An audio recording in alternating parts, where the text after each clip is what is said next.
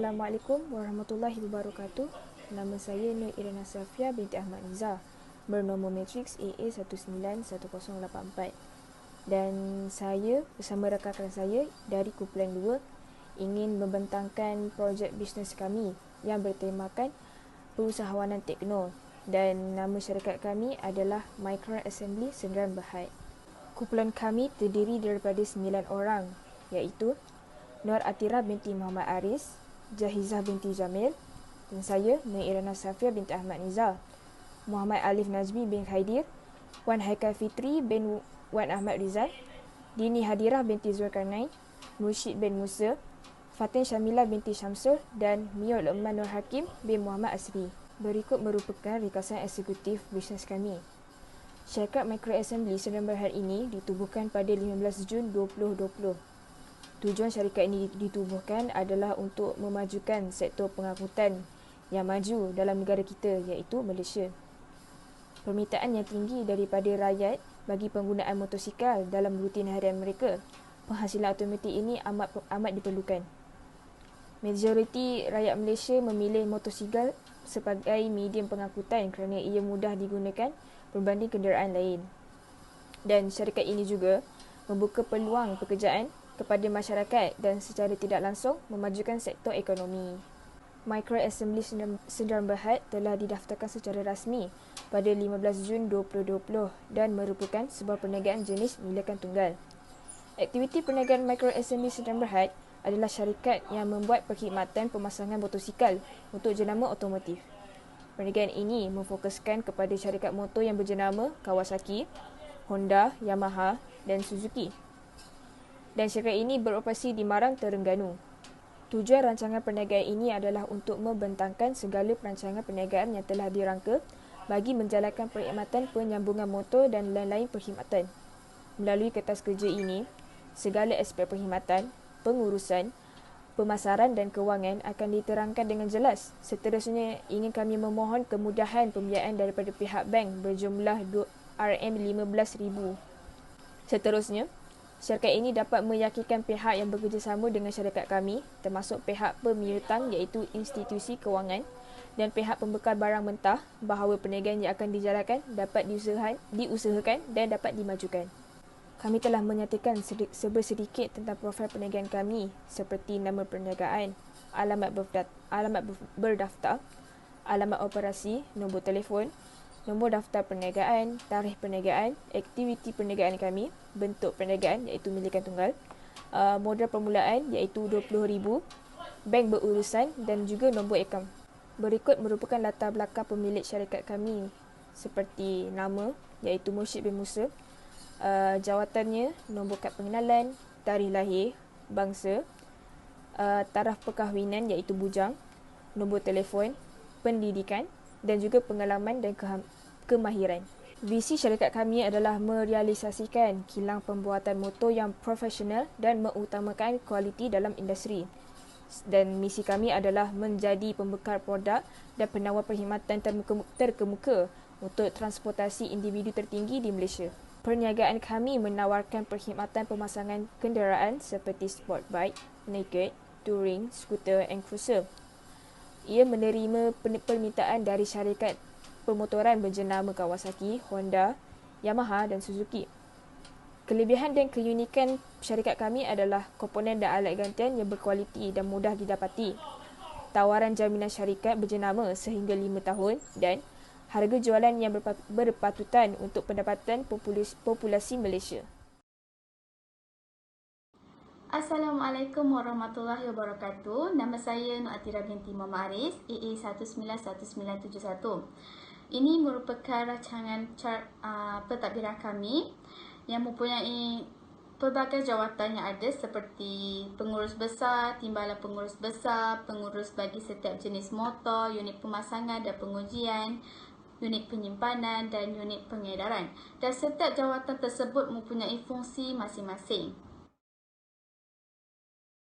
Jawatan dan fungsi tersendiri yang ada dalam company kami seperti pengurus besar iaitu mentadbir, mengurus serta menjaga kebajikan semua ahli pekerja termasuk menandatangani semua projek berkaitan syarikat.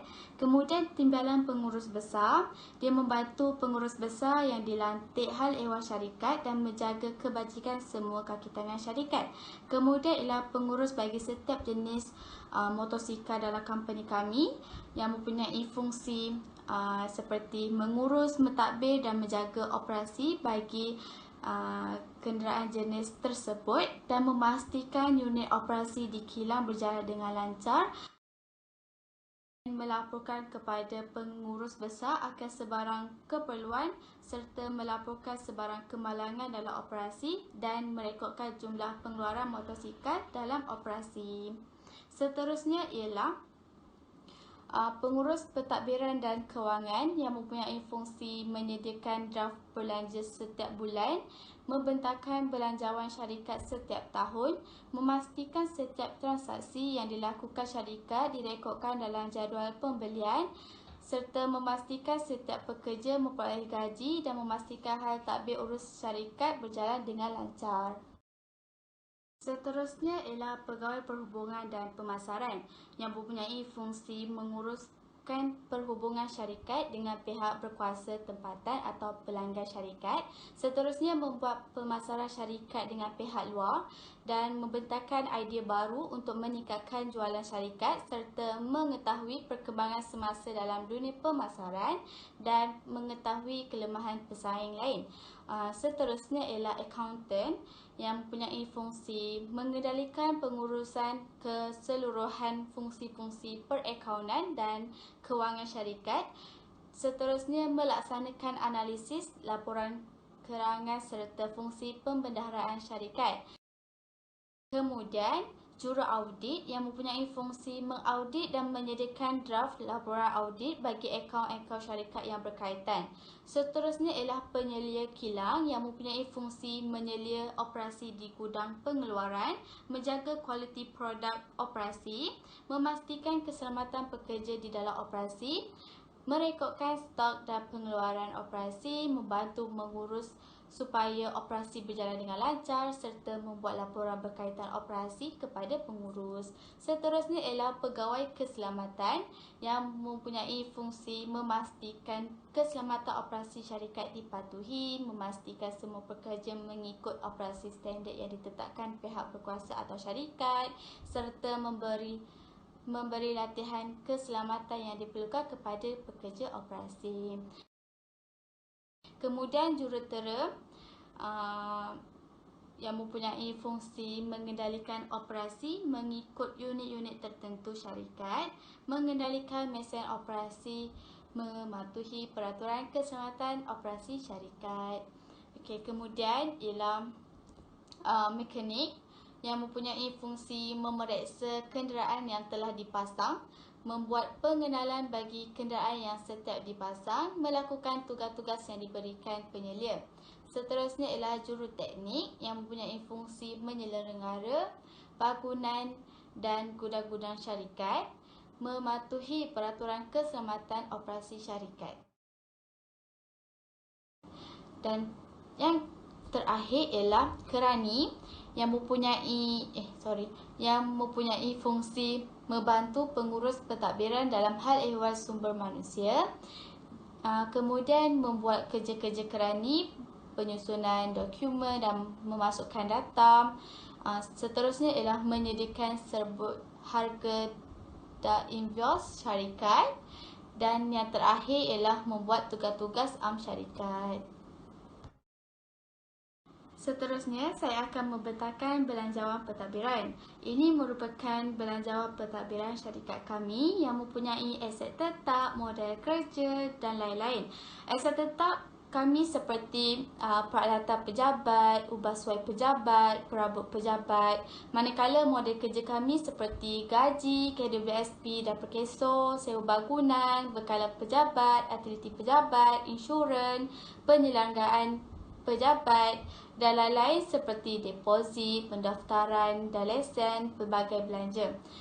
Untuk Jumlah keseluruhan bagi aset bukan semasa kami ialah RM45,000, manakala belanja bulanan kami RM18,900 dan lain-lain kami ialah RM16,600. So bagi keseluruhan bagi untuk aset bukan semasa, belanja bulanan dan lain-lain ialah RM78,500. Saya Fatul Syamila binti Syamsul. Nombor matriks AA 191106. Saya akan membentangkan tentang rancangan pemasaran. Di dalam rancangan pemasaran ini terdapat 5 benda penting, iaitu seperti saiz pasaran, share pasaran, ramalan jualan, strategi produk dan juga strategi promosi. Pertama sekali ialah saiz pasaran. Microassembly Sedia Berhad mengembangkan perniagaannya hanya di dalam kawasan Malaysia, iaitu seperti di Terengganu. Seterusnya ialah share pasaran. Pada awalnya, Microassembly mempunyai share pasaran yang rendah, iaitu sebanyak 7.90%. Ini kerana pada masa itu, Modernas telah memonopoli pasaran automotif di Malaysia dengan share pasarannya sebanyak 62.1%. Seterusnya ialah ramalan jualan. Ramalan jualan bagi Microassembly Sedia Berhad pada 3 bulan pertama, Microassembly menyasarkan jualan sebanyak 900 unit. Ini bermaksud purata bagi sebulan ialah 300 unit. Dengan itu, bagi tahun pertama, Microassembly akan mendapat sebanyak 3,600 unit. Seterusnya ialah strategi produk. Microassembly mementingkan kepada keperluan pengguna pada masa kini dan juga produk yang menarik minat golongan muda. Ini kerana penggunaan motosikal pada masa kini lebih cenderung kepada golongan muda. Selain itu, Microassembly juga mengikut peredaran zaman kerana setiap zaman mempunyai eranya itu sendiri dan kami akan meneliti setiap peratusan kenaikan bagi setiap jenama untuk kami bawa masuk ke dalam Microassembly Sedia Berhad. Selanjutnya, strategi promosi. Microassembly telah banyak menggunakan strategi bagi mempromosikan syarikat kami. Antaranya ialah menggunakan pamphlet dan flyers, social media iaitu seperti Instagram dan juga Facebook, dan seterusnya menggunakan papan iklan. Dan yang ini, perniagaan Microassembly akan lebih dikenali ramai dan meluas di seluruh Malaysia. Sekian daripada saya. Saya akan memberi kepada presenter seterusnya. Thank you. Assalamualaikum dan selamat sejahtera. Nama saya Mursyid bin Musa, bernombor matrik AA 192013. Pada hari ini, saya akan membentangkan tentang rancangan operasi.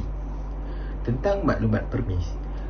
Tapak operasi dan pembuatan mempunyai dua bahagian, iaitu bahagian pengurusan dan bahagian perkilangan. Bahagian pengurusan merupakan tempat pengurusan dijalankan dan diuruskan. Ia merangkumi pengurusan bahan, tempahan bahan, urus niaga dengan pembekal, kewangan syarikat, jualan dan pengurusan pekerja syarikat. Bahagian permis pula merupakan ruangan pejabat yang menguruskan kilang pembuatan, yang memastikan pengeluaran dan jualan kilang berjalan dengan lancar.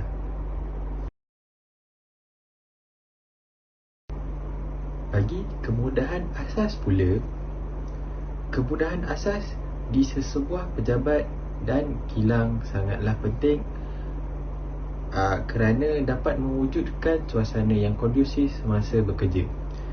Antara peralatan asas di pejabat adalah alatan tulis dan perkakas elektronik.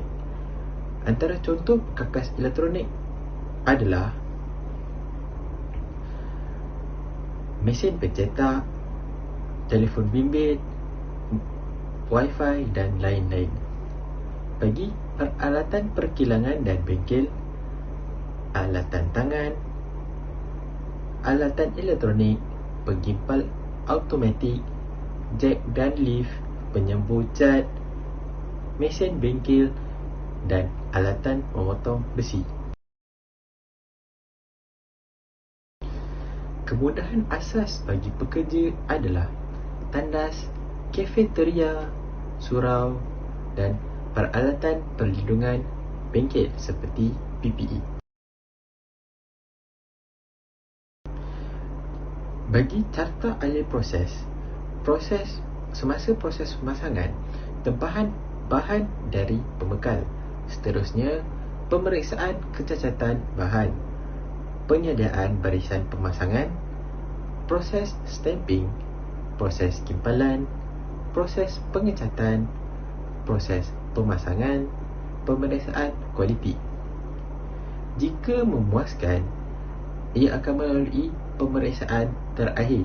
Jika tidak memuaskan, ia akan dimaklumkan kepada pengurusan dan mempunyai dua pilihan, sama ada memberhentikan produksi dan menyelesaikan masalah ataupun menyambung produksi.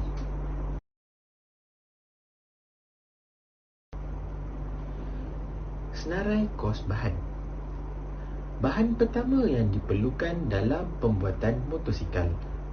Yang pertama adalah keluli, dan kuantiti yang diperlukan adalah 53,000 dan harga per unit bahagi keluli adalah RM128 Malaysia. Bahan kedua adalah plastik. Plastik diperlukan sebanyak 10,500 dan harga per unit plastik adalah RM30 Malaysia. Seterusnya adalah aluminium.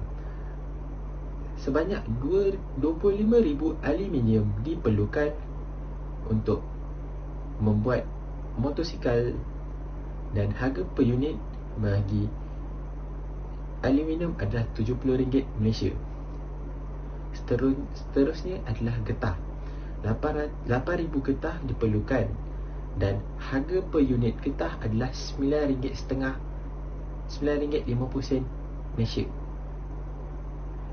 Bagi bolt and nut diperlukan sebanyak 150,000 dan harga per unit bolt and nut adalah RM3 Malaysia. Wayar yang diperlukan seterusnya adalah wayar. Wayar diperlukan adalah sebanyak 1,200 dan harga per unit wayar adalah RM30 Malaysia. Seterusnya adalah cat. Kuantiti cat yang diperlukan adalah 1,100 dan harga per unit cat adalah RM65 Malaysia. Seterusnya adalah skru. Sebanyak 50,000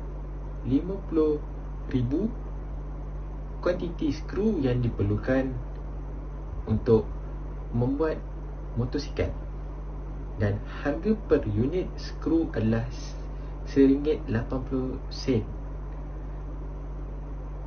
Seterusnya adalah cermin. Sebanyak 24,000 cermin yang diperlukan untuk membuat motosikal dan harganya adalah RM115 Malaysia. Seterusnya adalah tayar.